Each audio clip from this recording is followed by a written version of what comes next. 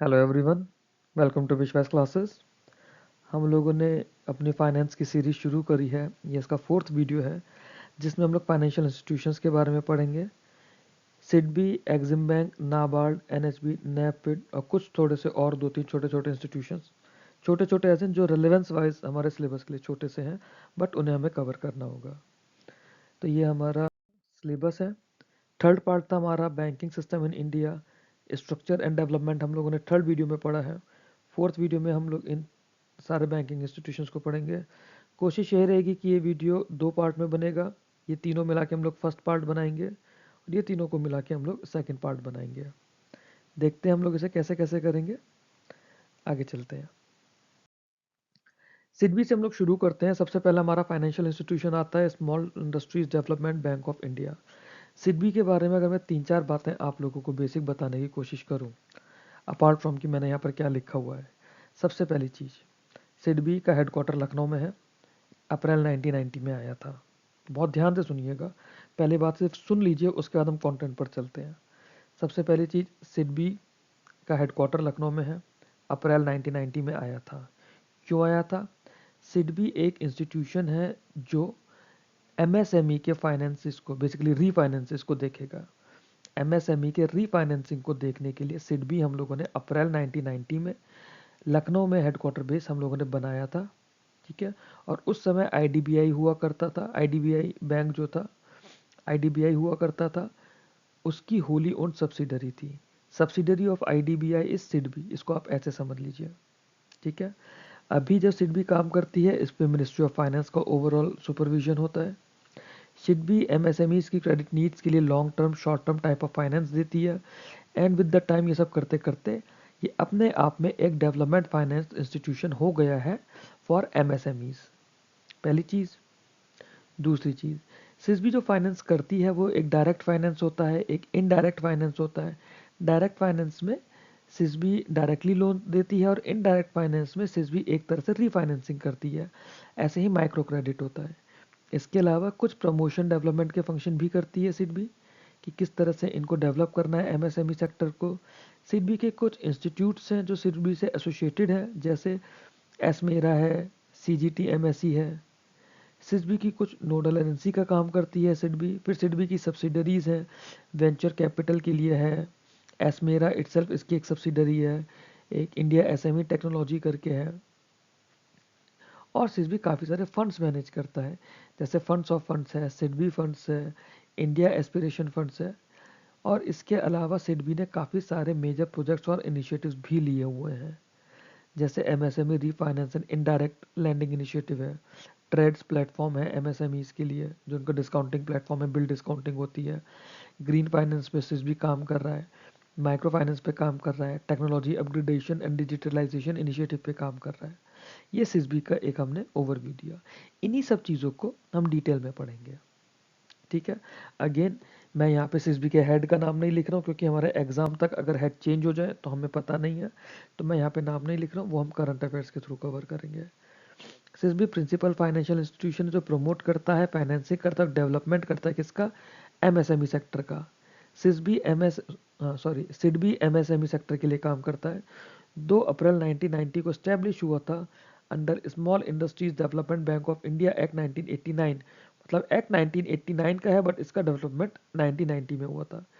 SIDBI function करता है under overall supervision of ministry of finance. Headquarter इसका लखनऊ यूपी में है। ये वही बात है जो हमने करी थी। सिसबी लॉन्ग टर्म और शॉर्ट टर्म क्रेडिट नीड्स देगा एमएसएमई की। और एपेक्स इंस्टीट्यूशन है for coordinating, guiding and supporting other financial institution engaged in MSME financing. तो जो भी बाकी फाइनेंशियल इंस्टीट्यूशन है, जैसे बैंक्स हो गए, माइक्रो फाइनेंस इंडस्ट्रीज हो गई, जो एमएसएमई की फाइनेंसिंग कर रहे हैं, उनके लिए सिडबी उनकी long term, short term needs के लिए और गाइडिंग सपोर्ट के लिए सिडबी एक, क्या कहते हैं, एपेक्स इंस्टीट्यूशन हो जाता है। Over the time SIDBI evolve हो गया है, एक की डेवलपमेंट फाइनेंस इंस्टीट्यूशन है एमएसएमईज के लिए, combining financial assistance with development and promotional support. ठीक, यहाँ तक क्लियर है? आगे चलते हैं। प्राइमरली मैंडेट जो है सिडबी का क्या है? Promote, finance and develop MSME sector, है ना। MSME sector plays a critical role in employment generation, exports and inclusive economic growth. SIDBI का क्या एम है? सिडबी का एम है to improve access to institutional credit for MSMEs. Institutional credit से क्या मतलब होता है? जो बैंकों से लोन मिलता है, एनबीएफसी से लोन मिलता है, माइक्रो फाइनेंस इंस्टीट्यूशन से लोन मिलता है, ये इंस्टीट्यूशनल क्रेडिट हो गया एमएसएमई के लिए।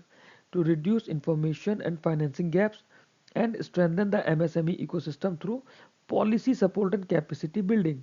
तो पॉलिसी सपोर्ट और कैपेसिटी बिल्डिंग एमएसएमई इकोसिस्टम की स्ट्रेंथनिंग और ग्रोथ के लिए कौन कर रहा है? सिडबी कर रहा है। इसका objective includes providing direct and indirect financial assistance, supporting micro credit and entrepreneurship development, fostering innovation and technology upgradation, strengthening credit delivery channels through banks, NBFC, MFSI. दूसरा, SIDBI also act as a catalyst for institutional development and financing and financial deepening in the MSME sector. SIDBI MSME sector के लिए institutional financing को better करता जा रहा है, deep तक लेकर जा रहा है। सही है। ऑथराइज कैपिटल की सिडबी की बात करें तो उसकी ऑथराइज कैपिटल 1000 करोड़ है और पेड अप कैपिटल 568.5 करोड़ है। ठीक है, 568.5 करोड़ होने का मतलब है हर शेयर इसका 10 रुपए का है। तो नंबर ऑफ शेयर्स कितने हो जाएंगे? 56.85 करोड़। 56.85 करोड़ शेयर्स है, हर शेयर की वैल्यू 10 रुपए है। तो इसमें दो टर्म है, पेड अप कैपिटल और ऑथोराइज कैपिटल। ये वैसे तो फाइनेंस में आगे पढ़ेंगे, शॉर्ट में समझ लीजिए। पेड अप कैपिटल सिस्बी की ये है 1000 करोड़, मतलब ये जो है मैक्सिमम कैपिटल है। इससे ज़्यादा अगर सिडबी को कैपिटल करनी है तो उसको सिडबी एक्ट जो है 1989 इसको अमेंड होना पड़ेगा। पेड अप कैपिटल जितना इसमें अब तक कैपिटल की फॉर्म से इन्वेस्टमेंट आया है वो कितना आया है? 568.5 करोड़ रुपए इन्वेस्टमेंट आ चुका है। आगे चलते हैं। अच्छा जरा रब कर दूं मैं इसको, है ना।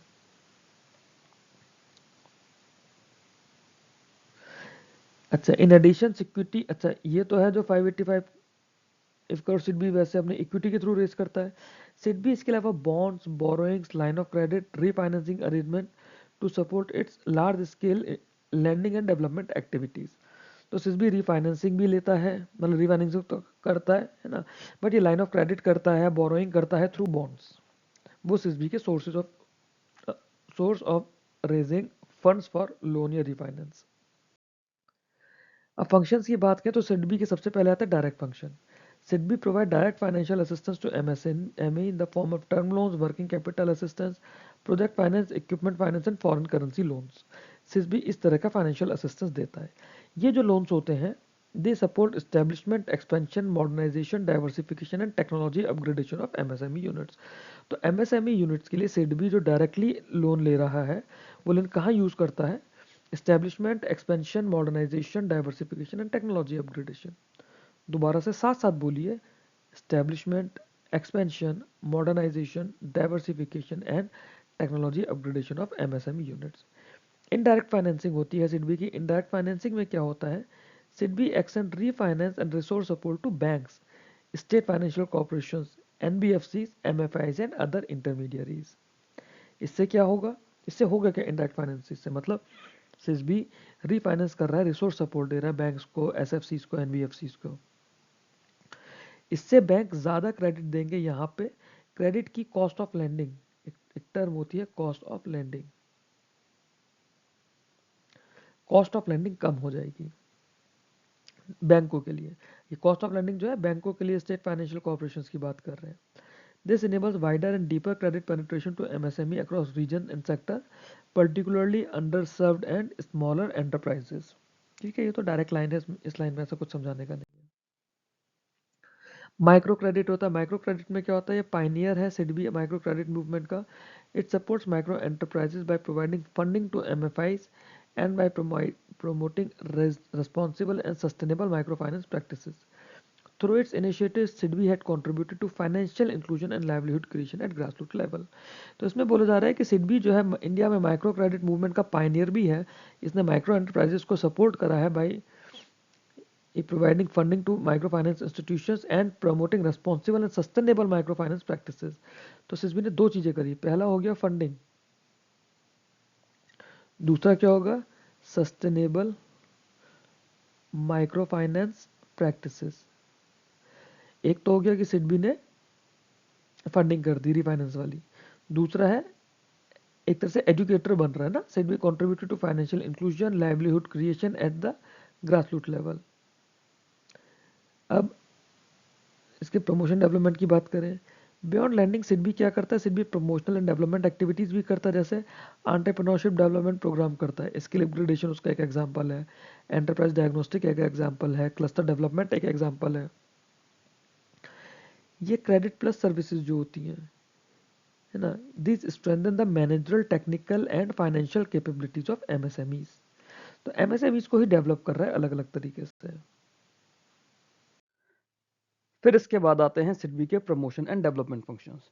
सिडबी प्रमोशन और डेवलपमेंट में भी बहुत ज़्यादा काम करता है। जैसे क्या क्या करता है सिडबी, ज़रा देखने की कोशिश करते हैं। It undertakes various promotional and development initiatives for MSME sector, क्योंकि ये तो उसका मैंडेट ही है कि एमएसएमई को रीफाइनेंस करना है, एमएसएमई को डेवलप करना है। अब इसमें एंटरप्रेन्योरशिप डेवलपमेंट प्रोग्राम्स होते हैं। एंटरप्रेन्योरशिप डेवलपमेंट प्रोग्राम्स कैसे कैसे से होते हैं? स्किल अपग्रेडेशन इनिशिएटिव्स होते हैं, rehabilitation of potentially viable stressed MSMEs, ठीक है, एक रिहेबिलिटेशन ऑफ इंडस्ट्रियल प्रोजेक्ट्स इनका काम होता है सिडबी का। उसमें क्या होता है कि जो पोटेंशियली वायबल एमएसएमईज है बट स्ट्रेस्ड है ना, मतलब ऐसा लग रहा है कि जैसे एमएसएमई किसी प्रॉब्लम में है। जब प्रॉब्लम से बात होती है तो मतलब फाइनेंशियल प्रॉब्लम होती है, उसकी कैपिटल को लेकर, उसके एसेट्स को लेकर, तो उसको रिहेबिलिटेट किया जाता है। फोकस क्या होता है इसमें? Improving managerial capability, productivity and long term sustainability. ये सिस्बी का प्रमोशन और डेवलपमेंट प्रोग्राम है। क्या कि इसके अंदर एंटरप्रेन्योरशिप डेवलपमेंट प्रोग्राम करेगी, उनका स्किल अपग्रेड करेगी, और अगर कोई पोटेंशियली वायबल स्ट्रेस्ड एमएसएमई है उसको रिहेबिलिटेट करेगी अंदर रिहेबिलिटेशन ऑफ इंडस्ट्रियल प्रोजेक्ट्स, ठीक है। फोकस क्या रहेगा सिस्बी का इसमें कि जो भी हमारी एमएसएमईज हैं उनकी मैनेजरल कैपेबिलिटी को इंप्रूव करना है, प्रोडक्टिविटी को इंप्रूव करना है, और सस्टेनेबिलिटी को लॉन्ग टर्म इंप्रूव करना है। फिर सिडबी के कुछ एसोसिएट इंस्टीट्यूशंस हैं, जैसे एसवीसीएल, एसमेरा, आईटीएसएल, सीजीटीएमएससी और आईएसएआरसी। क्या होते हैं इनकी फुल फॉर्म्स हम लोग देखेंगे अभी, ठीक।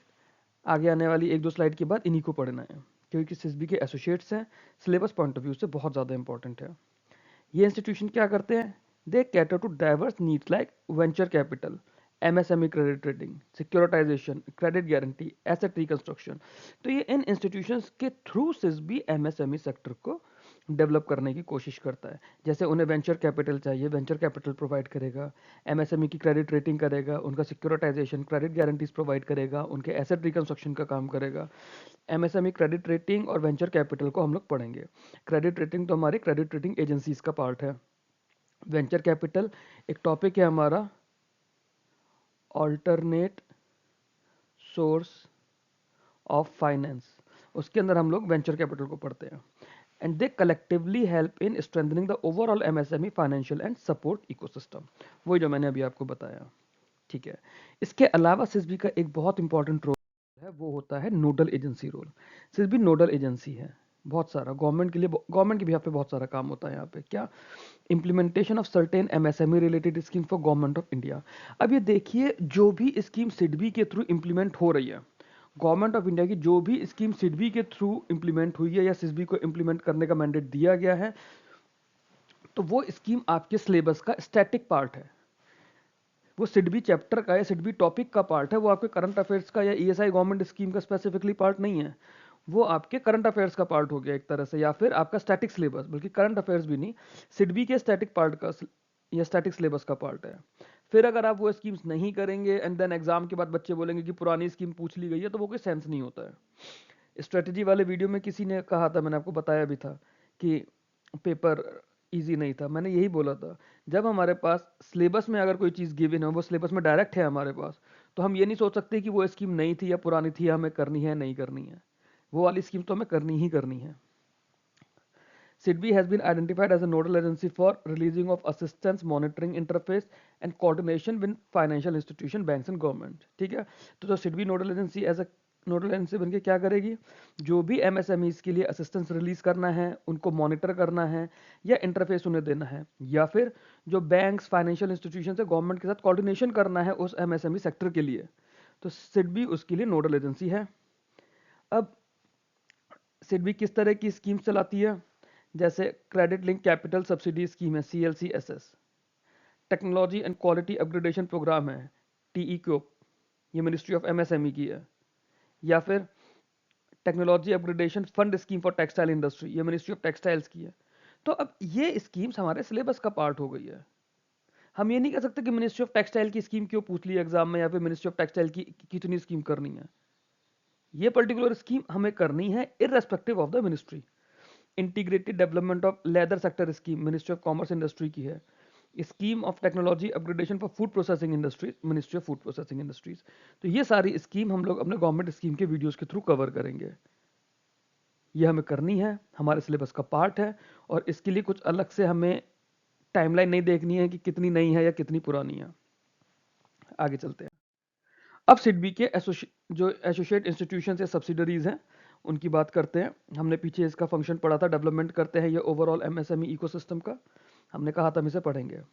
सबसे पहला था एसवीसीएल, जो है SIDBI venture capital limited. SIDBI venture capital limited का क्या पार्ट है, क्या काम है? It provides venture capital and growth stage funding to MSME, startup and innovation drive enterprises. Word याद रखना, venture capital and growth stage funding.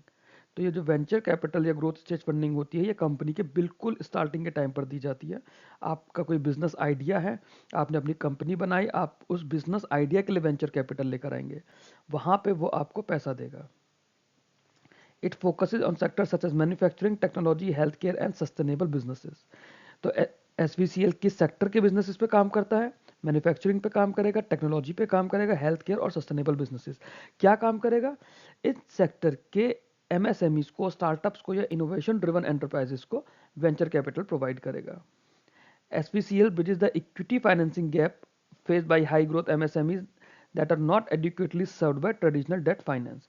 जो MSMEs ग्रो कर रही हैं उन्हें ट्रेडिशनली डेट फाइनेंस नहीं मिल सकता। ये बस आप एक लाइन याद कर लीजिएगा, कैपिटल मार्केट वगैरह में हम इसको देखेंगे क्या क्या होता है। तो जो MSMEs इनिशियली ग्रो कर रही हैं, इनिशियली क्या होगा, ग्रोथ रेट बहुत ज़्यादा होता है। अब उस ग्रोथ रेट में वो कैपिटल मार्केट में डायरेक्टली लिस्ट नहीं हो सकती हैं, इनिशियली तो एटलीस्ट नहीं हो सकती हैं। जब लिस्ट नहीं हो सकती तो वो पब्लिक से पैसा डेट में नहीं ले सकती या फिर अपनी इक्विटी इशू नहीं कर सकती हैं। जब तक वो स्टॉक एक्सचेंज में लिस्ट नहीं होगी, ये सारा काम नहीं हो सकता। अब ये सारा काम नहीं हो रहा तो उसे पैसा कहाँ से मिलेगा? लोन आपको किस चीज पर मिलेगा? लोन या तो आपके स्टॉक्स पे मिलेगा। तो ऐसे टाइम पे जो पैसा आएगा वो वेंचर कैपिटल से आता है। फिर आती है अगली एसमेरा या फिर इक्विटी रेटिंग। एसमेरा जो है एक कंपनी थी, अब ये इक्विटी रेटिंग के साथ मर्ज हो गई है। It offers credit rating services specially design for MSMEs. तो ये एमएसएमईज की क्रेडिट रेटिंग एजेंसी हो गई है। उनको क्रेडिट रेट मतलब उनको रेटिंग करती है, जैसे आपका सीआईसी होता है या फिर बड़ी कंपनीज की रेटिंग होती है, एमएसएमईज के लिए एसमेरा होती है। ये क्या करती है? Improve transparency, reduces information asymmetry and help MSME access institutional credit at competitive terms। जब आपका MSME के सारे फाइनेंशियल्स अगर अच्छे चल रहे हैं तो उन्हें इंस्टीट्यूशनल क्रेडिट ईजिली मिल जाता है, क्योंकि जब आप लोन लेने जाते हैं तो जैसे आपका सिविल स्कोर देखा जाता है या आपका एक्सपीरियंस स्कोर देखा जाता है, वैसे ही कंपनीज की भी रेटिंग देखी जाती है। अब MSME के फाइनेंशियल्स तो बहुत बड़े नहीं है इनिशियल स्टेजेस में या मिड स्टेज में, छोटी छोटी MSMEs भी है, तो उनके लिए रेटिंग उन्हें हेल्प करती है। Rating framework captures both financial strength and business risk unique to small enterprises. ये टर्म याद रखिएगा कि ये स्मॉल एंटरप्राइजेस के लिए बहुत ज़्यादा बेनिफिशियल होता है। आगे देखते हैं। नेक्स्ट आती है इसमें हमारे पास India SME technology services limited. अब ये जो है हमारे पास इंडिया एसएमई टेक्नोलॉजी, ठीक है, ये टेक्नोलॉजी अडॉप्शन में आती है, मॉडर्नाइज करेगी, प्रोसेस करेगी इम्प्रूवमेंट को अमंग एमएसएमईज। तो इसका क्या काम हो गया? एमएसएमईज को एक तो टेक्नोलॉजी देना, मॉडर्नाइज करना और उनके इम्प्रूवमेंट को प्रोसेस करना। ये क्या करती है? एंटरप्राइजेस को टेक्नोलॉजी प्रोवाइडर्स के साथ कनेक्ट करेगी, कंसल्टेंट्स के साथ कनेक्ट करेगी और नॉलेज पार्टनर के साथ कनेक्ट करेगी। ये काम है इंडिया एसएमई टेक्नोलॉजी सर्विसेज का। द इंस्टीट्यूशन सपोर्ट्स प्रोडक्टिविटी, ठीक है, enhancement, quality improvement and competitiveness of MSME in domestic and global markets. फिर आती है हमारी credit guarantee fund transfer trust for micro and small enterprises, CGTMSE. CGTMSE क्या करता है? क्रेडिट गारंटी कवर देगा। नाम से ही है, क्रेडिट गारंटी कवर देगा किस चीज के लिए? जब कोलेट्रल फ्री लोन दिए जाते हैं, तो कोलेट्रल फ्री लोन बैंक क्यों देगा किसी भी कंपनी को? बैंक का तो उसमें लॉस हो रहा है ना, वो कोलेट्रल फ्री क्यों देगा? कोलेट्रल फ्री इसीलिए देगा क्योंकि यहां से वो कोलेट्रल की गारंटी मिल रही है। जो ये CGFT MSE फंड है, या CGT MSE फंड है, credit guarantee fund for micro and small SME. Okay, colour change करते हैं पहले मार्कर का। ओके, दूसरा इससे हो गया क्या, लेंडर्स का जो क्रेडिट रिस्क है वो यहाँ कवर हो जाएगा। जो बैंक लोन दे रहा है या कोई माइक्रो फाइनेंस इंस्टीट्यूशन लोन दे रहा है, उसका जो क्रेडिट रिस्क है वो यहाँ पे कवर हो जाएगा। And encourages flow of formal credit to first timer and small borrowers. जो फर्स्ट टाइम हमारा क्रेडिट लेने आए हैं एमएसएमईज में, या फिर जो स्मॉल बोरोवर्स हैं, उनको फंड मिलना आसान हो जाएगा। The scheme plays a crucial role in financial inclusion. जब फर्स्ट टाइमर्स को, नई नई छोटी छोटी कंपनीज को लोन मिलेगा, तो इटसेल्फ फाइनेंशियल इंक्लूजन हो गया। एंड एंटरप्रेन्योरशिप प्रमोशन, एंटरप्रेन्योरशिप का प्रमोशन भी हो रहा है। क्लियर है ये चीज? इसमें ऐसा और कुछ भी नहीं है अलग से बताने का। आगे चलते हैं। अब नेक्स्ट हमारे पास आता है India SME asset construction limited. ठीक है, यहाँ पे हम लोग दो कंपनीज की बात कर रहे हैं, एक ये हो गई, दूसरी हो गई हमारी रिसीवेबल एक्सचेंज की। ठीक है, RXIL। पहले एसएमई एसेट रिकंस्ट्रक्शन की बात करेंगे। नाम से हमें पता चल रहा है जो भी एसएमई है उसके एसेट को रिकंस्ट्रक्शन करने के लिए एक कंपनी है, आईसार्क।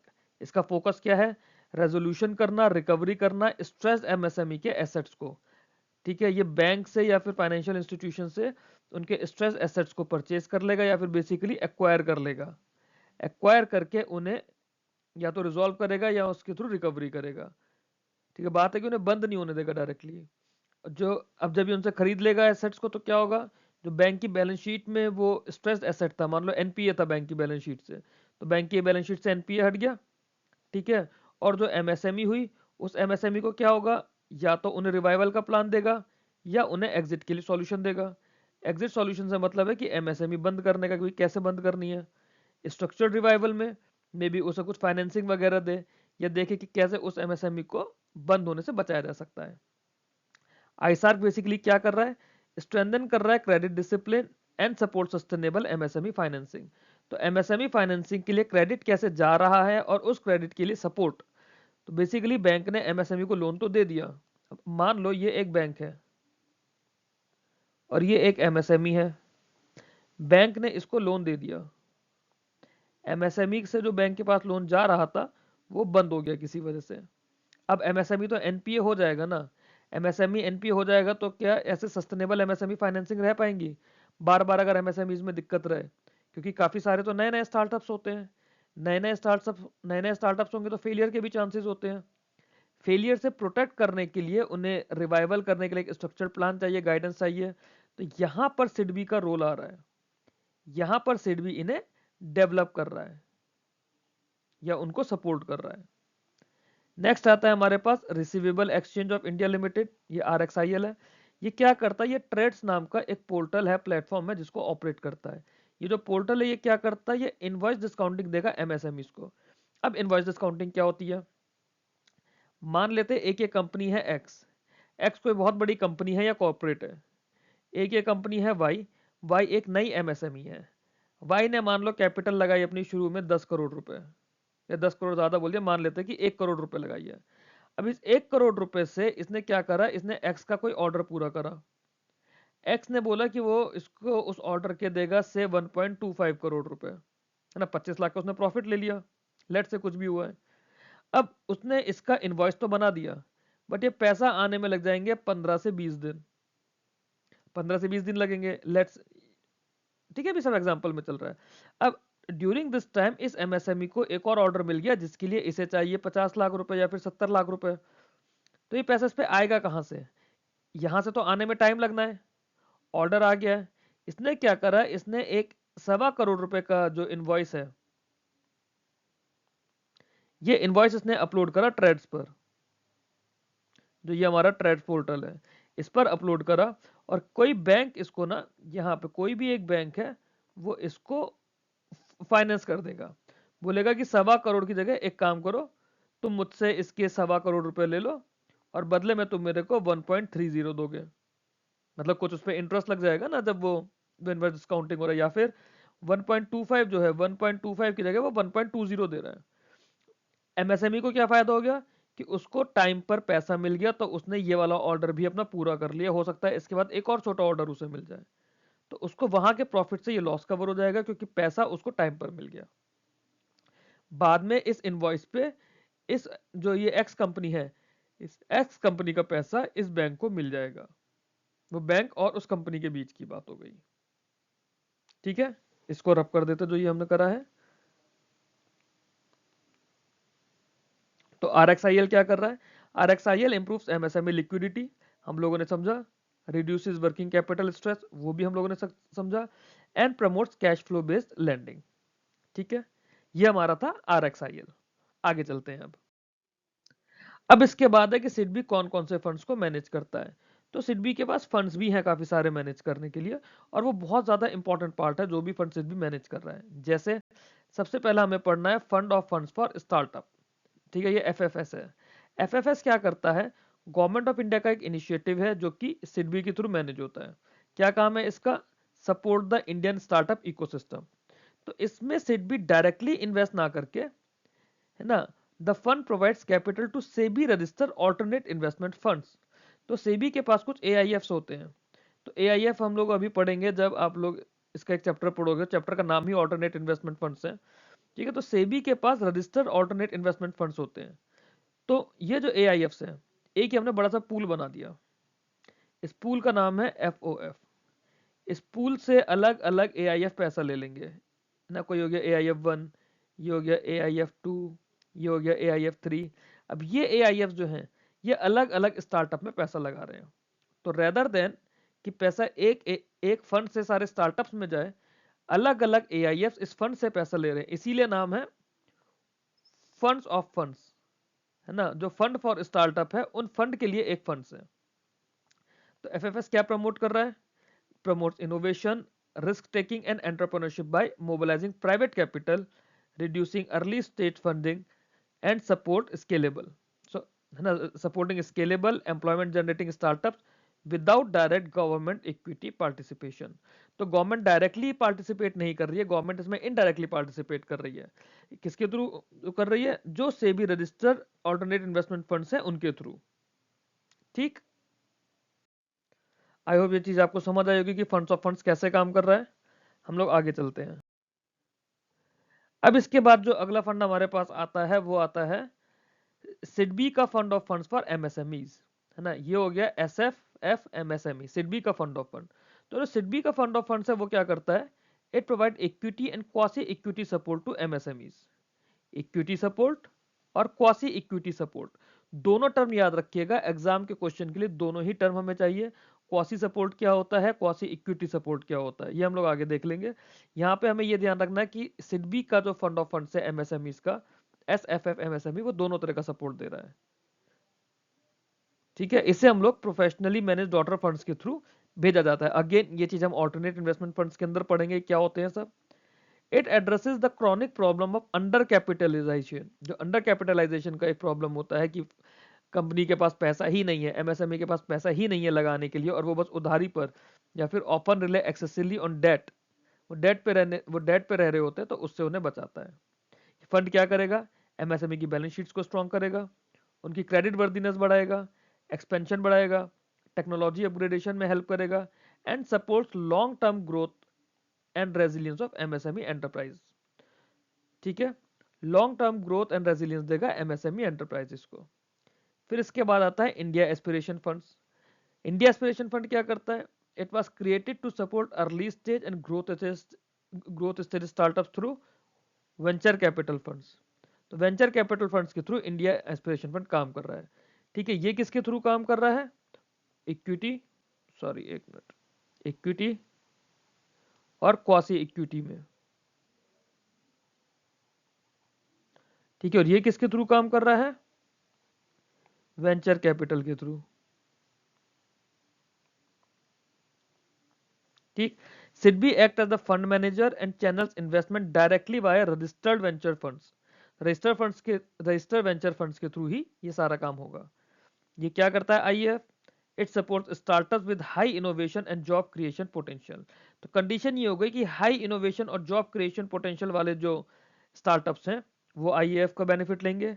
Encourages private VC participation, VC से हमारा मतलब होता है venture capitalist, and helps build a robust startup financing ecosystem in India.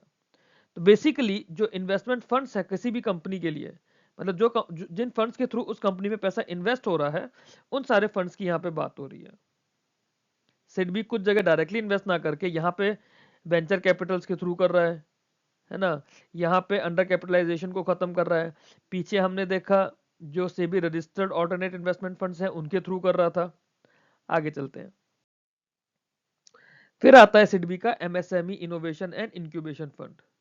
अब जो ये एमएसएमई इनोवेशन और इंक्यूबेशन फंड है, ये क्या करता है? MSME innovation and incubation fund focuses on promoting innovation driven entrepreneurship. नाम में इनोवेशन आ गया ना, तो जो भी स्टार्टअप्स आपके या MSME startups innovation driven entrepreneurship से रिलेटेड हैं, मतलब इनोवेशन से रिलेटेड काम कर रहे हैं कुछ भी, या टेक्नोलॉजी बेस्ड, क्योंकि टेक्नोलॉजी भी इनोवेशन को क्रिएट करती है, उनके लिए फोकस करता है। ये ऐसे फाइनेंशियल सपोर्ट देता है इंक्यूबेटर्स को, रिसर्च इंस्टीट्यूशन को और इनोवेटिव एमएसएमई वेंचर्स को। ये फंड क्या करता है? Facilitate commercialisation of new ideas, development of indigenous technologies, startup incubation, creation of competitive MSMEs in emerging sector. तो ये जो टर्म आ गई ना आपके पास, स्टार्टअप इंक्यूबेशन के लिए, न्यू आइडियाज के कॉमर्शलाइजेशन के लिए, इंडिजीनियस टेक्नोलॉजीज के लिए, तो एग्जाम में यही पूछ लेगा कि कौन सा फंड है जो इन तीनों पे काम कर रहा है, और आपको इन्हीं 5 फंड्स का नाम मिल जाएगा। तो आपको इसमें से सही फंड का नाम इसमें चूज करना होगा। ठीक है। SIDBI make in India soft loan fund for MSME, इसका नाम है स्माइल। ये एक इंपॉर्टेंट है, नाम से भी इंपॉर्टेंट है। आप सबको स्माइल करते रहना है। After all you all are future officers. आप लोग इंडिया के सबसे बड़े मॉनेटरी या फिर सबसे बड़े रेगुलेटरी ऑर्गेनाइजेशन में जाने की तैयारी कर रहे हैं। ठीक है, तो हमारा क्या है? SIDBI make in India soft loan fund for MSME. तो स्माइल फंड क्या करता है? सॉफ्ट लोन देता है, सॉफ्ट लोन देगा और क्वासी इक्विटी असिस्टेंस देगा एमएसएमईज को, especially new enterprises in the manufacturing sector. It aims to bridge the long-term financing gap not adequately met by traditional banking credit. तो वही बात है, जो फाइनेंसिंग का गैप आ रहा है, जितने भी फंड्स बने हैं ये अलग अलग तरीके से इस फाइनेंसिंग गैप की बात करते हैं जो कि ट्रेडिशनल बैंकिंग क्रेडिट की वजह से नहीं मिल पा रहा था। Smile supports establishment, expansion and modernization of MSMEs, promotes manufacturing under the Make in India initiative. तो मेक इन इंडिया इनिशिएटिव के लिए कौन सा फंड है आपके पास? ये ऑब्जेक्टिव का भी क्वेश्चन बन सकता है, रेयर चांसेस हैं बट बन सकता है। मेक इन इंडिया इनिशिएटिव के लिए कौन सा आपके पास फंड है? आपके फंड का नाम है स्माइल। स्माइल मेक इन मतलब SIDBI make in India soft loan fund for MSMEs and encourages first time entrepreneurs by offering flexible repayment structure. तो आप ये चीज देखिए कि इसके अंदर जो मेजॉरिटी चीजें हैं वो फर्स्ट टाइम एंटरप्रेन्योर्स के लिए है, या फिर जो रेजोल्यूशन होने वाला है जिन एमएसएमईज का उनके लिए है। एम समझने की कोशिश करिएगा, जो फर्स्ट टाइम एंटरप्रेन्योर्स के लिए है, या या एक जो हमने पढ़ा था कि उसमें एमएसएमई का रेजोल्यूशन पेंडिंग है, या वो स्ट्रेस या उसके एसेट स्ट्रेस्ड हो चुके हैं किसी बैंक में, उनके लिए है। तो एम ओवरऑल जो इसका एक अम्ब्रेला एम हुआ वो क्या हुआ कि जो भी हमारी एमएसएमईज हैं, इन्हें हमें ग्रो करना है। ठीक है, इन्हें ग्रो करना है, इन्हें हमें सपोर्ट देना है। ये इनका अम्ब्रेला एम हो गया, to grow the MSME sector and support MSME sector. आगे चलते हैं। फिर आता है हमारे पास एक बहुत बड़ा national SC/ST hub support fund manage through SIDBI. अब इसके अंदर क्या होता है? SIDBI manages financial support mechanism to promote entrepreneurship among schedule caste and schedule tribe communities. अब ये एक एग्जांपल आपके पास हो गया जो आप ESI के अंदर भी लिख सकते हो, जहां पे आपके पास मान लीजिए कोई डिस्क्रिप्टिव क्वेश्चन आता है कि गवर्नमेंट के क्या क्या इनिशिएटिव्स हैं या क्या क्या ऐसे इनिशिएटिव लिए जा रहे हैं जो SC/ST एंटरप्रेन्योर्स के लिए या फिर SC/ST के डेवलपमेंट के लिए है। वहां पर आप ये एक नेशनल SC/ST फंड के बारे में लिख सकते हैं, क्योंकि ये उनके अंदर एंटरप्रेन्योरशिप फैसिलिटीज देगा, एंटरप्रेन्योरशिप शुरू करने की, उनको अपना कोई काम धंधा शुरू करने की हिम्मत मिलेगी। आपको अगर आज बोले कि आपको बिजनेस शुरू करना है, आप कैसे करोगे? सबसे पहली चीज आपको क्या चाहिए बिजनेस शुरू करने के लिए? आइडिया। और अगर आइडिया है तो उस आइडिया को रियलाइज करने के लिए क्या चाहिए? कैपिटल। और कैपिटल क्या है? यही जो फंडिंग हो रही है, यही फंडिंग चाहिए। The fund complements credit with capacity building and market support. तो ये आपको मार्केट सपोर्ट भी प्रोवाइड करेगा, कैपेसिटी बिल्डिंग भी प्रोवाइड करेगा। कैपेसिटी बिल्डिंग से यहाँ पे मतलब है आपका एक तरह से ट्रेनिंग, है ना। आपका जो ट्रेनिंग एंड डेवलपमेंट हुआ वो एक तरह से कैपेसिटी बिल्डिंग का पार्ट होता है, या आप रिमोटली उस चीज को समझ सकते हैं। It enhances financial inclusion, financial inclusion तो आ ही जाएगा। Support the first generation entrepreneurs, reduces social and economic barriers and encourages participation of SC/ST enterprises in public procurement and value chains। तो public procurement और value chains के अंदर SC/ST enterprise sorry enterprises आएंगी, उनका participation बढ़ेगा। तो participation बढ़ेगा तो एक तो होलिस्टिक ग्रोथ का कॉन्सेप्ट आ जाता है। जब सारी ही तरह के मतलब हर तरह के लोग आते हैं तो सबसे पहली चीज तो आ जाएगी आपकी होलिस्टिक ग्रोथ। दूसरा आ जाएगा सोशल डेवलपमेंट। तीसरा आ जाएगा जॉब क्रिएशन। जब कोई एक कंपनी लगेगी छोटी सी तो जॉब भी तो क्रिएट करेगी। नेक्स्ट फंड आता है हमारे पास SIDBI startup Mitra fund support framework. ठीक है, अभी ये SIDBI startup Mitra fund support framework क्या करता है? Startup Mitra is structured facilitation programme through which SIDBI provide funding support. तो एक तो ये चीज क्या है, ये फैसिलिटेशन प्रोग्राम है। इस फैसिलिटेशन प्रोग्राम में क्या कर रहा है, सिडबी फंडिंग सपोर्ट दे रहा है, एडवाइजरी सर्विसेज दे रहा है और स्टार्टअप्स की हैंड होल्डिंग करेगा। हैंड होल्डिंग से मतलब है उन्हें काम करना सिखाएगा। Though not a single corpus fund, it connects startups to SIDBI managed funds and financial institutions। तो जो SIDBI startup Mitra fund support है ना, तो फंड नहीं है, ये फंड सपोर्ट फ्रेमवर्क है। अपने आप में ये फंड नहीं है, बट इसके थ्रू जो भी कोई एमएसएमई है या एस्पिरेशनल एमएसएमई है, नया स्टार्टअप है, उसे एक प्लेटफॉर्म मिलेगा कि कैसे इस तक पहुंचना है, कौन कौन से सिडबी के फंड्स हैं या फिर सिडबी के जो सपोर्टेड फाइनेंशियल इंस्टीट्यूशंस हैं, कैसे इनका फायदा उठाना है। फायदा उठाना है कैसे इनसे कुछ लेना है, उनसे कुछ सीखना है। फिर अगला आ जाता है startup Mitra simplifies access to finance, improves investors readiness and strengthen coordination between startups, incubators, lenders and investors। तो सारे चीजों को जितने भी ये इस सप्लाई चेन का पार्ट है या फंडिंग चेन का पार्ट है, सबको एक तरह से एक जगह आकर मिला दिया। ये काम हो गया SIDBI startup Mitra fund support framework का। जरा इसको रब कर दे जो हमने लिखा हुआ है इतना सारा, ये काम है हमारा SIDBI startup Mitra fund support framework का। ठीक है, आगे चलते हैं। अगला आता है green and clean energy efficiency financing fund. तो सिडबी क्या करता है, SIDBI manages multiple funds and credit lines dedicated to green finance, energy efficiency and climate friendly MSME projects. अब मान लीजिए आपके पास एग्जाम में आ जाता है कि आपको ग्रीन फाइनेंसिंग के ऊपर या ग्रीन बैंकिंग के ऊपर आपको एक डिस्क्रिप्टिव आंसर लिखना है। आ सकता है एग्जाम में, आता भी है ऐसा, तो आपको एक के पॉइंट और मिल गया। ये आपको फाइनेंस में भी पूछा जा सकता है, ईएसआई के अंदर भी पूछा जा सकता है, डिस्क्रिप्टिव इंग्लिश के अंदर भी ये चीज आ सकती है। तो इस तरह से हमें ये चीजें कवर करनी है। सब कुछ हमारे इसी कंटेंट के अंदर मिलेगा आपको। लिखना कैसे है वो भी बताऊंगा मैं विद द टाइम। पढ़ना आप लोगों का काम है, अगर मैं आप लोगों को पढ़ा रहा हूं, आप लोग मुझे पढ़ कर दीजिए बस। These funds support adoption of clean technologies, renewable energies and resource efficient processes। ठीक है, इसमें तो बस खाली हिंदी तो इंग्लिश है, इसमें कुछ ऐसा है नहीं। They help MSME reduce energy cost, improve sustainability, comply with environmental standards and contribute to India's climate and green growth objectives। तो इंडिया के जो भी क्लाइमेट और ग्रीन ग्रोथ ऑब्जेक्टिव्स हैं इसको हम पढ़ेंगे सस्टेनेबल डेवलपमेंट गोल्स के साथ में। तो इंडिया के जो भी क्लाइमेट और ग्रीन ग्रोथ ऑब्जेक्टिव्स हैं उसके साथ वो एमएसएमई कंप्लाई करे, जो एनवायरमेंटल स्टैंडर्ड्स हैं उनके साथ कंप्लाई करे, और है ना, तो वो तो है ही है, साथ में उसकी जो एनर्जी कॉस्ट है वो भी कम हो जाएगी। ये हमारा green energy efficiency financing fund.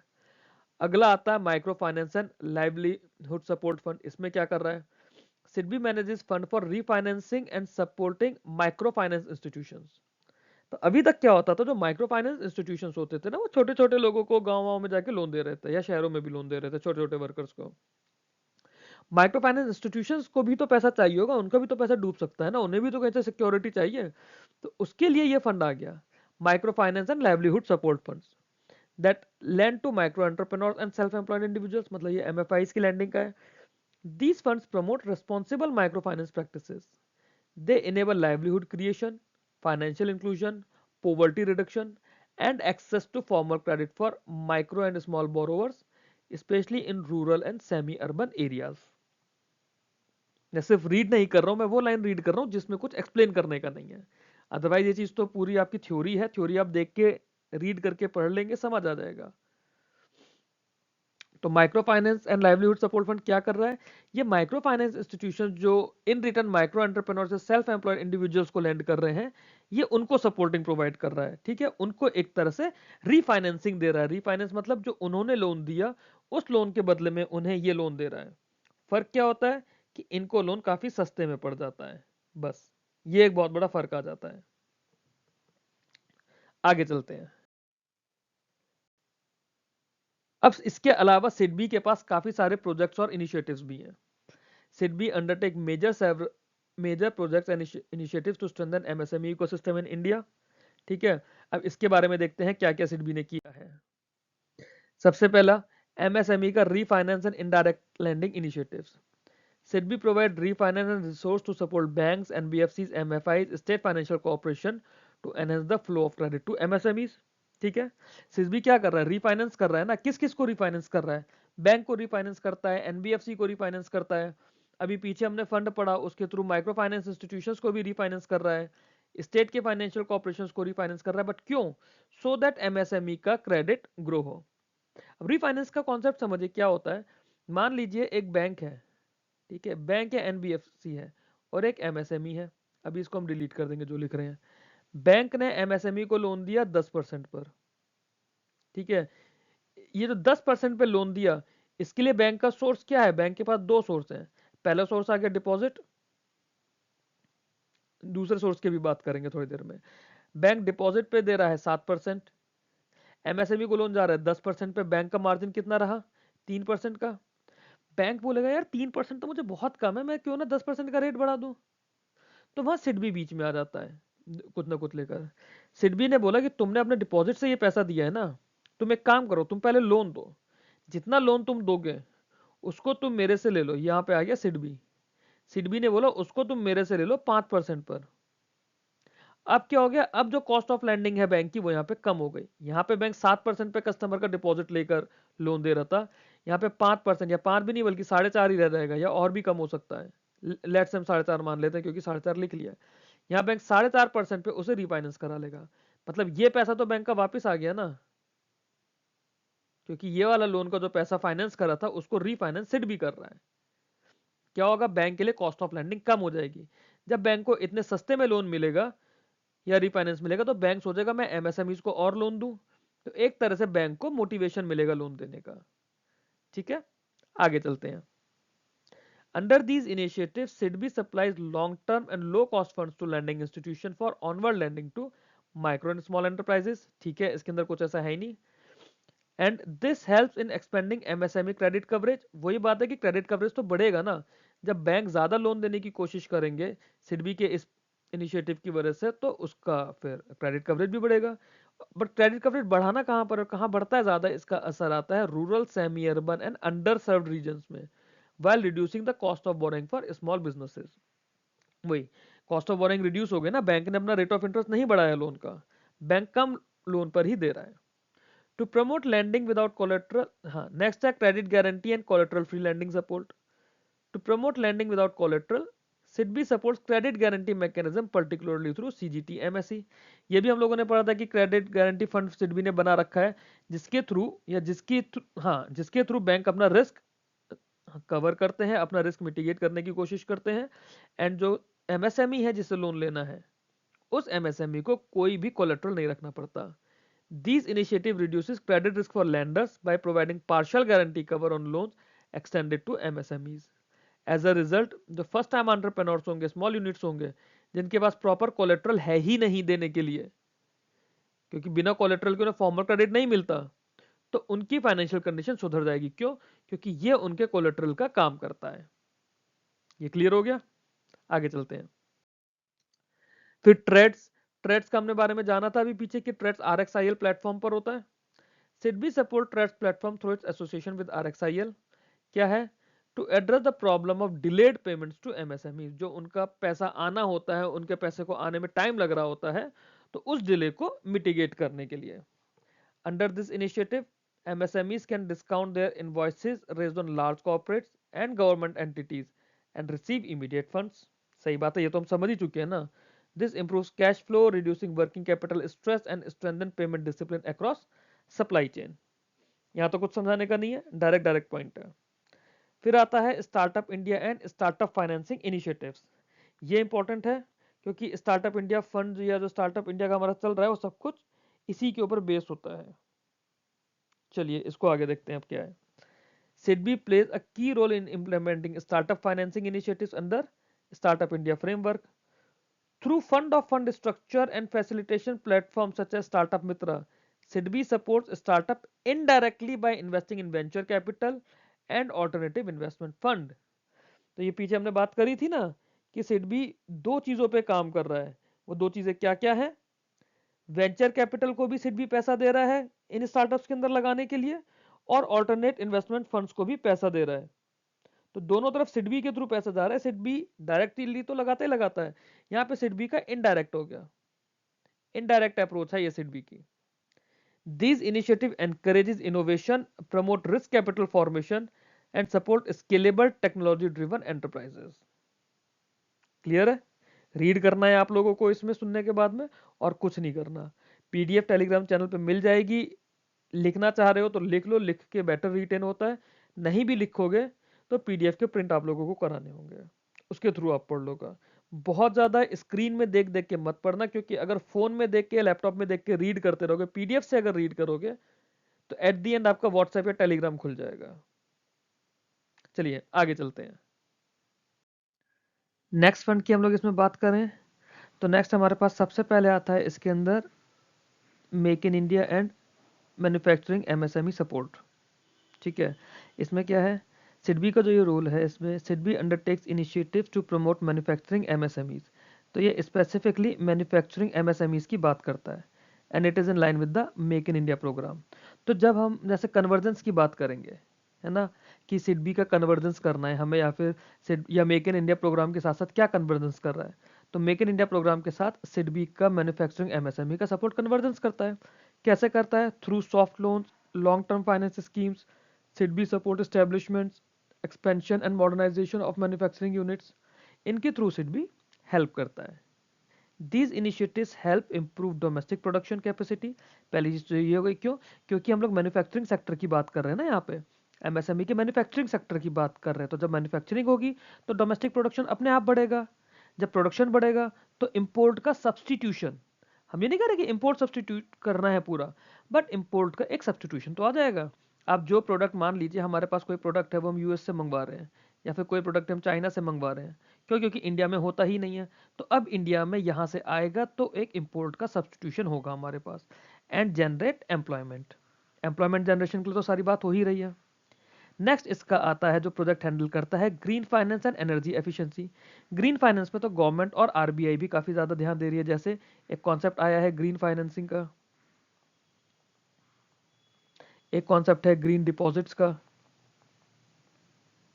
अब मान लीजिए गवर्नमेंट ही अगर बात करती है कि क्लाइमेट के लिए, या फिर क्लाइमेट रेजिलियंस के लिए, या फिर एनर्जी एफिशिएंसी के लिए, या पॉल्यूशन कंट्रोल करने के लिए, क्लाइमेट रिस्क मिटिगेट करने के लिए, मैं सारे टर्म्स आपके आगे ले रहा हूँ, है ना, क्या क्या स्टेप्स लिए जा रहे हैं, क्या क्या ऑप्शंस अवेलेबल हैं, तो उसमें एक बहुत इंपॉर्टेंट आ जाएगा green finance and energy efficiency.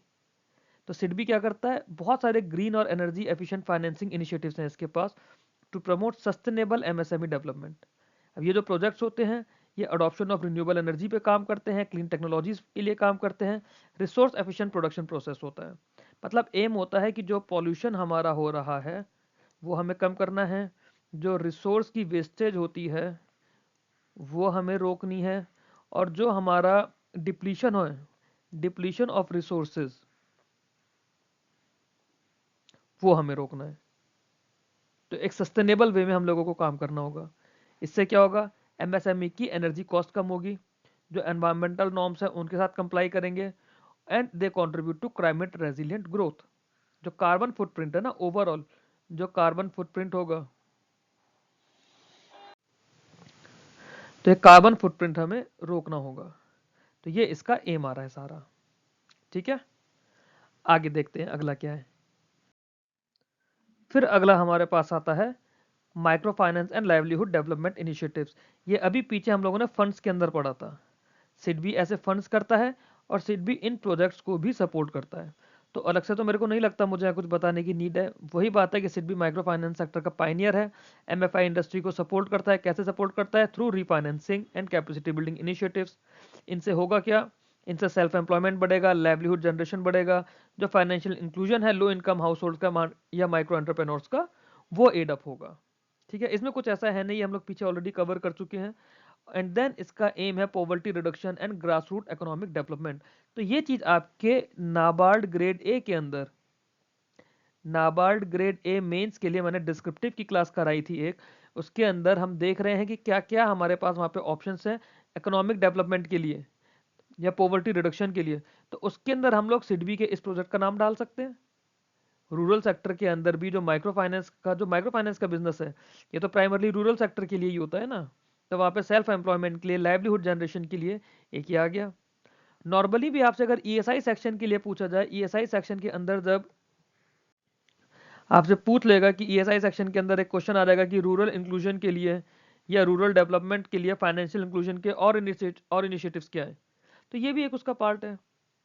Then आता है हमारे पास technology upgradation and digitalisation initiatives. तो ये भी हमने पीछे देखा था कि SIDBI technology upgradation digital transformation के लिए काम करता है ना। Modern machinery, digital platforms, quality improvement tools का ट्रांसफॉर्मेशन का इसमें फैसिलिटेट करता है। और इससे होगा क्या? प्रोडक्टिविटी बढ़ेगी, कॉम्पिटिटिवनेस बढ़ेगी और एमएसएमईज जो हैं उनका डोमेस्टिक और ग्लोबल वैल्यू चेन में इंटीग्रेशन होगा। Integration in global and domestic value chains is very important part. ज्यादा कुछ इसमें था नहीं, नेक्स्ट पर चलते हैं। फिर आता है हमारा इनका project for entrepreneurship and development and capacity building. अब यहाँ पे सिडबी एंटरप्रेन्योरशिप डेवलपमेंट प्रोग्राम भी चलाता है, स्किल डेवलपमेंट इनिशिएटिव्स भी हैं जो, और क्लस्टर बेस्ड प्रोजेक्ट्स भी हैं। इससे क्या होगा? ये सारे प्रोग्राम्स की हेल्प से मैनेजरल कैपेसिटी बढ़ जाएगी। अब मान लो आप जब एक कंपनी चला रहे हैं या आपका एक एमएसएमई चल रहा है, तो आपको उसमें मैनेजरल स्किल्स भी तो चाहिए ना। मैनेजरल स्किल्स आप कहाँ से लेकर आएंगे? लोन लेके आपने कंपनी तो खोल दी, बट मैनेजरल स्किल्स करने हैं, प्रोजेक्ट्स कैसे आपको लेने हैं, किस तरह से टेंडर फिल करना है, बहुत सारी ऐसी चीजें हैं। तो ये इनके एंटरप्रेन्योरशिप डेवलपमेंट प्रोग्राम्स के थ्रू एड करता है। और उसके बाद आपके स्किल डेवलपमेंट इनिशिएटिव्स भी हैं इनके। इससे आपकी मैनेजरल कैपेबिलिटीज बढ़ती हैं, फाइनेंशियल लिटरेसी आपकी इंप्रूव होती है, business sustainability of MSME owners हमारी इसमें इंप्रूव होती है। और जो कैपेसिटी बिल्डिंग के अंदर क्या है? It ensure that enterprise remains viable and growth oriented over the long term. तो कैपेसिटी बिल्डिंग के अंदर एक तरह से ट्रेनिंग्स, वर्कशॉप्स होती हैं, किस लिए? जो एमएसएमई के ओनर्स हैं उनकी, मतलब किसी भी सेगमेंट का हम करा सकते हैं, यहां पर हम एमएसएमई के ओनर्स की बात करते हैं। इंक्लूसिव एंटरप्रेन्योरशिप इनिशिएटिव्स की बात करते हैं। अब इंक्लूसिव से हमारा मतलब हो गया जो हमारे पास वल्नरेबल सेक्टर्स होते हैं। वल्नरेबल सेक्टर्स कौन कौन से हैं हमारे पास? एससी एसटी पॉपुलेशन जो है हमारी, वुमेन पॉपुलेशन है, या पर्सन विद डिसेबिलिटीज जो हमारे दिव्यांगजन होते हैं उनकी पॉपुलेशन है, या हमारे पास अदर माइनॉरिटीज हैं। तो जो इनके साथ social boycott over the years हुआ है, वो सोशल बायकॉट ना होने पाए, इन लोगों को भी इंक्लूड करके चलना है, क्योंकि हमें सोसाइटी के किसी भी सेगमेंट को छोड़ना नहीं है। इसमें एससी एसटी एंटरप्रेन्योर्स हैं, वुमेन लेड एंटरप्रेन्योर्स हैं, फर्स्ट जनरेशन एंटरप्रेन्योर्स हैं।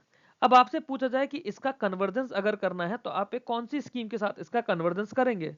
एक स्कीम है हमारी stand up India scheme. Stand up India scheme ESI के अंदर है। उसमें अगर यही ईएसआई के अंदर आपसे पूछ लिया जाए कि सोशो इकोनॉमिक डेवलपमेंट, ठीक है, एक ऐसी मैं रैंडमली आपको क्वेश्चन बता रहा हूं, सोशो इकोनॉमिक डेवलपमेंट ऑफ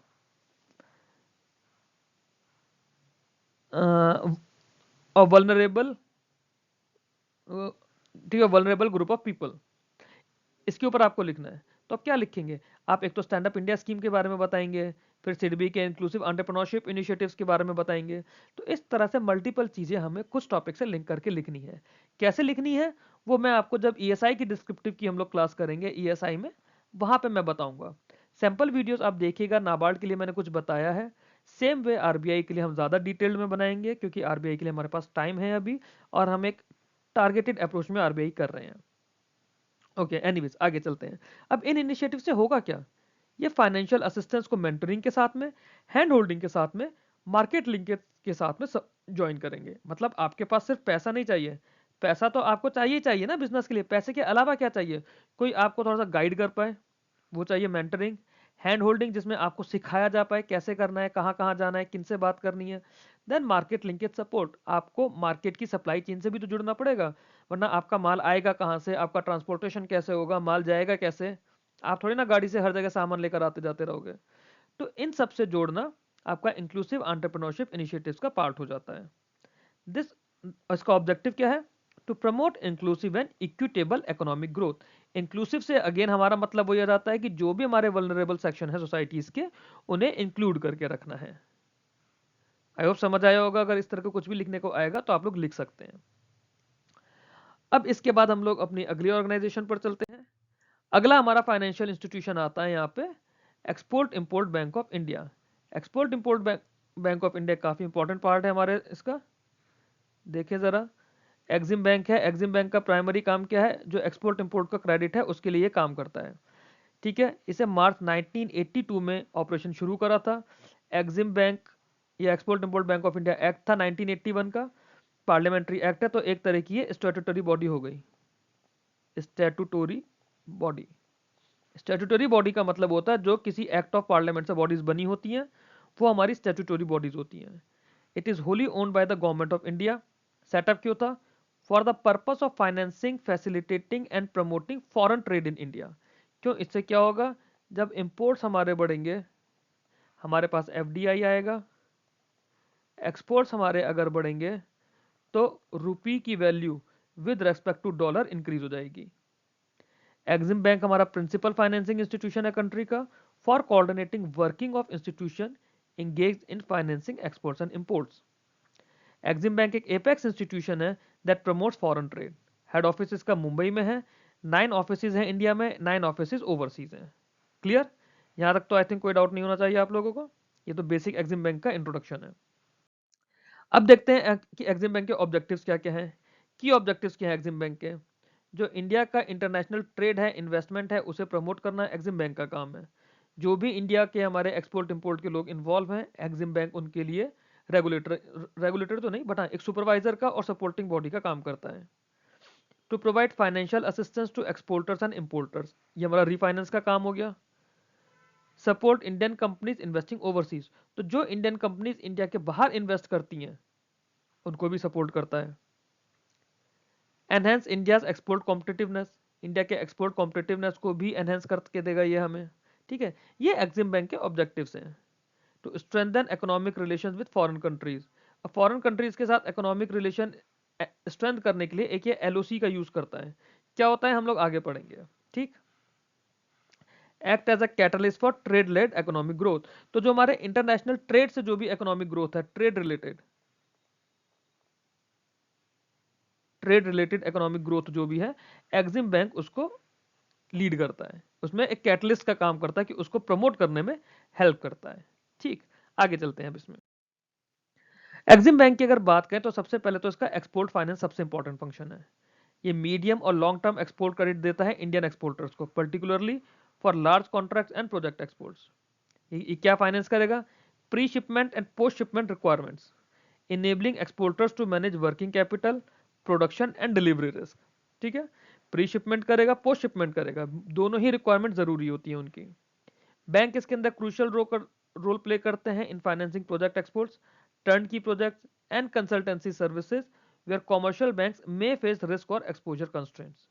तो यहाँ पे बैंक से मतलब हमारा सॉरी ये रब हो गया, बैंक से मतलब यहाँ पे हमारा एक्सिम बैंक है।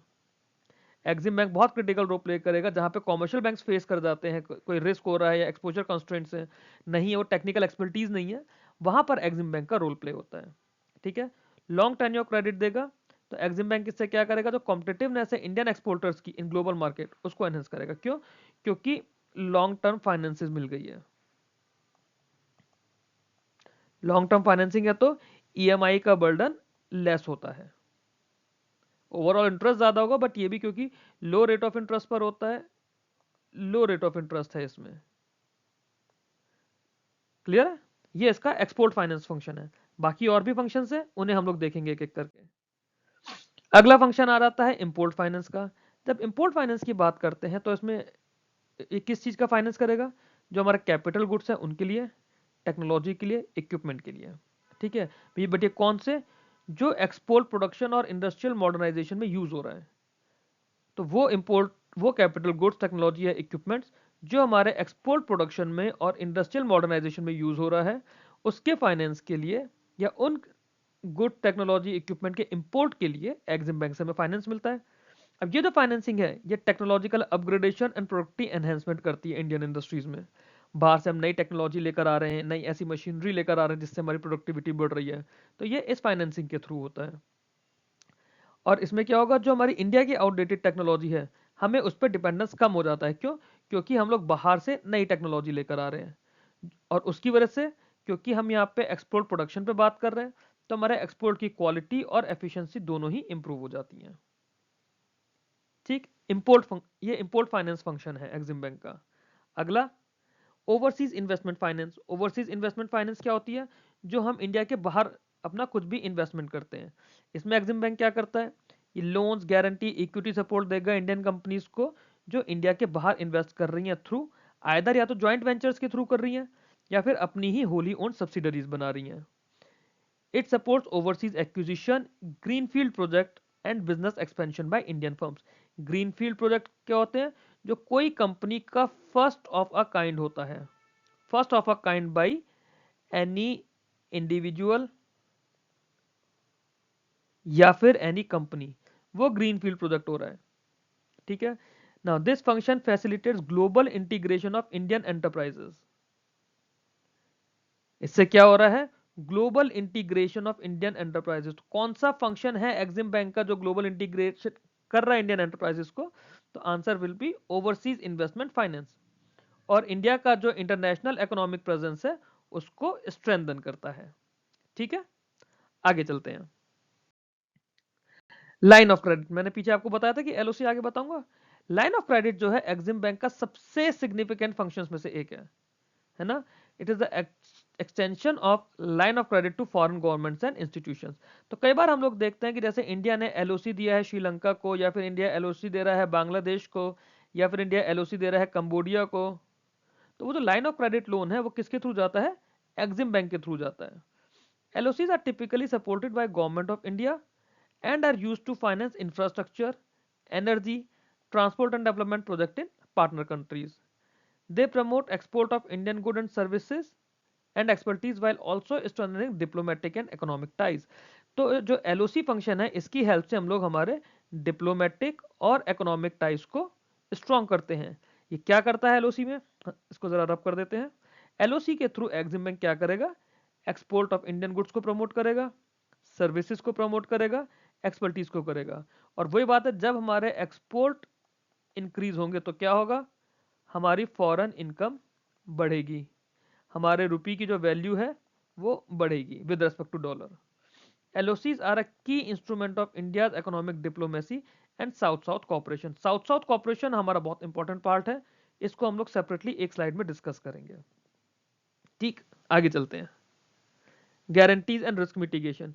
गारंटीज एंड रिस्क मिटिगेशन में क्या करता है? एग्जिम बैंक प्रोवाइड, ये इसको थोड़ा रब कर दे।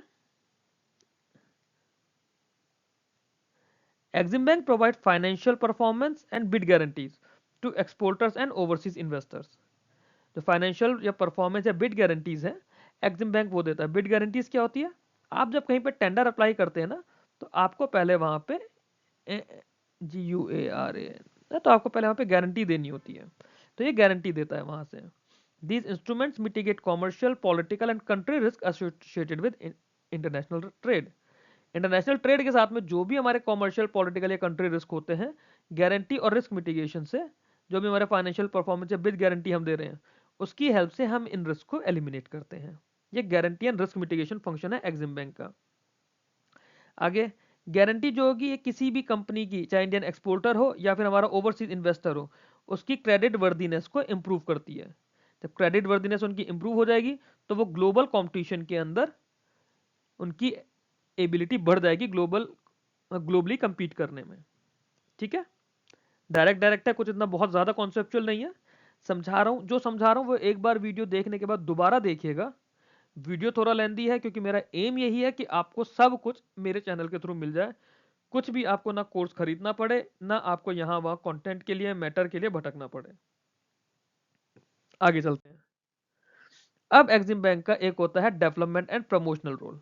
डेवलपमेंट और प्रमोशनल रोल में सबसे पहले तो है कि ट्रेड प्रमोशन और एडवाइजरी सर्विसेज है एक्सिम बैंक की, सबसे ज़्यादा इंपॉर्टेंट है। एडवाइजरी सर्विसेज देता है किनको, एक्सपोर्टर्स को देगा या इंडियन फर्म्स को देगा, है ना। जब आप मार्केट में एंट्री कर रहे हो, एक्सपोर्ट अपॉर्चुनिटीज देख रहे हो, उनका रिस्क असेसमेंट करना होता है, तो इस तरह की एडवाइजरी सर्विसेज देगा। इसके अलावा ये बिजनेस को आइडेंटिफाई करने में हेल्प करेगा, न्यू मार्केट को, सेक्टर्स को, वैल्यू चेन्स को, स्पेशली जो हमारी एमर्जिंग इकोनॉमीज हैं। अब फॉर एग्जांपल हम यूएस जाके तो एक बड़ी कंपनी बनना हमें इतना इजी नहीं है, बट अगर हम लोग साउथ अफ्रीका या इसके आसपास की किसी कंट्री में जाएं, या हमारे पास एशियन कंट्रीज में जाएं, कुछ कुछ एशियन कंट्रीज हैं जैसे इंडोनेशिया हो गई है, श्रीलंका हो गई है, बांग्लादेश हो गई है, कंबोडिया हो गई है, वियतनाम हो गई है, यहाँ पे हम ज़्यादा बेटर, मतलब ज़्यादा अच्छे से ग्लोबली अपना बिजनेस कर सकते हैं। अब through advisory support the bank helps exporters move toward value added and technology intensive exports. किसके थ्रू होता है? एडवाइजरी सपोर्ट के थ्रू। एडवाइजरी सपोर्ट के थ्रू जो हमारे एक्सपोर्टर्स हैं वो वैल्यू एडेड और टेक्नोलॉजी इंटेंसिव एक्सपोर्ट्स में काम करते हैं। ठीक है, आगे देखते हैं। Research and policy support. Research and policy support इसका एक बहुत इंपॉर्टेंट फंक्शन है। क्या करता है? It undertakes extensive research and analysis on country risk, sectoral trends, global trade and investment patterns। तो खुद से ऐसी रिसर्च करके इस तरह का डेटा पब्लिश करता है कि कंट्रीज का क्या रिस्क चल रहा है, वहाँ पे किन सेक्टर में ट्रेंड चल रहा है, किन सेक्टर में डाउनफॉल चल रहा है, कहाँ पे आप इन्वेस्ट करें, कहाँ पे आप ट्रेड करें। तो आपको इस तरह की एक रिपोर्ट मिलती है। उस रिपोर्ट के अकॉर्डिंगली जो भी हमारे एक्सपोर्टर्स हैं, इंपोर्टर्स हैं, वो अपना काम करेंगे। These study support policy formulation, जो हमारी गवर्नमेंट है उनके लिए। ट्रेड नेगोशिएशंस, ट्रेड नेगोशिएशन का काम हमारे इंपोर्टर्स का, एक्सपोर्टर्स का है। Strategic decision making by exporters and the government, तो गवर्नमेंट का पॉलिसी फॉर्मुलेशन के थ्रू होगा, और जो एक्सपोर्टर्स होंगे वो अपने ट्रेड के लिए देखेंगे। The research function enhances India's preparedness in dynamic global trade environment. जो ग्लोबल ट्रेड एनवायरनमेंट के डायनामिक्स हैं, बहुत कुछ इसमें रिसेंटली चेंज होता रहता है अलग अलग टाइम पे। तो अगर हमारे पास उसका ऑलरेडी एक प्रिडिक्शन है तो हम अपने आप को उसमें स्ट्रेटेजिकली रेडी कर सकते हैं। ठीक है, the word is strategically ready होना। ठीक है, स्ट्रेटेजिकली हम लोग खुद को रेडी कर सकते हैं इसमें। Capacity building and institutional support की अगर बात करें तो एक्सिम बैंक हमें कैपेसिटी बिल्डिंग और इंस्टीट्यूशनल सपोर्ट भी देता है। अगेन कैपेसिटी बिल्डिंग का मतलब तो हमें पता ही चल गया क्या है। कैपेसिटी बिल्डिंग में हम ट्रेनिंग प्रोग्राम करा रहे हैं, डेवलपमेंट कर रहे हैं। इंस्टीट्यूशनल सपोर्ट भी हमें समझ आ गया सिडबी वाले सारे पार्ट से, है ना। बट किन की करेगा ये सारा काम करता है जो भी हमारा inclusive broad based export growth है उनके लिए। बेसिक डेफिनेशन आपको यहाँ नहीं बताऊंगा ना, ये हम लोग कर चुके हैं। जो हमारे एमएसएमई या स्मॉल एक्सपोर्टर्स हैं उन्हें ग्लोबल मार्केट के साथ कंपीट करने के लिए डेवलप करना इसका काम होता है। Helping them to integrate global markets, sorry integrate into global markets. ठीक है, इसको मैं यहीं पे इतना से रखूंगा, ज्यादा बड़ा नहीं करेंगे, आगे चलते हैं। ये बहुत इंपॉर्टेंट पार्ट है, मैंने आपको भी बताया था, अलग से देखेंगे। Role of EXIM bank in south south corporation. तो एक्सिम बैंक क्या करता है साउथ साउथ कॉर्पोरेशन के अंदर? ये डेवलपिंग कंट्रीज को एलओसी दे रहा है। ठीक है, ये एलओसी किस लिए जाएंगे? Line of credit loan to support their infrastructure and their various development projects. अब इससे क्या होगा? ट्रेड होगा, इन्वेस्टमेंट लिंकेजेस होगा among the developing economies by financing Indian exports and services. India का एक्सपोर्ट और सर्विसेज हम लोग वहां दे रहे हैं अपने एलओसी के साथ में, तो उससे हमारे एक्सपोर्टर्स को भी बेनिफिट है ना। वहां पे हम लोग कैपेसिटी बिल्डिंग भी कर रहे हैं, टेक्नोलॉजी ट्रांसफर भी कर रहे हैं पार्टनर कंट्रीज के साथ। कौन से पार्टनर कंट्रीज? जो हमारे साउथ साउथ कॉर्पोरेशन के अंदर पार्टनर कंट्रीज हैं, हम उनकी बात कर रहे हैं यहाँ पे। Facilitates overseas investments and project export by Indian companies in other developing nation. Developed nation की बात नहीं कर रहे हैं हम, अदर डेवलपिंग नेशन की बात कर रहे हैं। तो long term and concessional finance, Exim bank helps address development financing gaps in low and middle income countries. ठीक है, वहां पे एक्सिम बैंक देखता है, वहां पे एक्सिम बैंक फाइनेंस करता है। जब फाइनेंस करेगा तो हम लोग अपना एक्सपोर्ट भी वहां पर करेंगे, हम लोग अपनी सर्विसेज भी वहां पर भेजेंगे, एंड ओवरऑल इंडिया का जो एक्सपोर्टर है उसका बेनिफिट होगा। ये एक्सिम बैंक का काम होता है। ठीक है, इस वीडियो में हम लोग बस इतना ही करते हैं। नेक्स्ट वीडियो में हम लोग आके बात करेंगे नाबार्ड की और बाकी इंस्टीट्यूशंस की।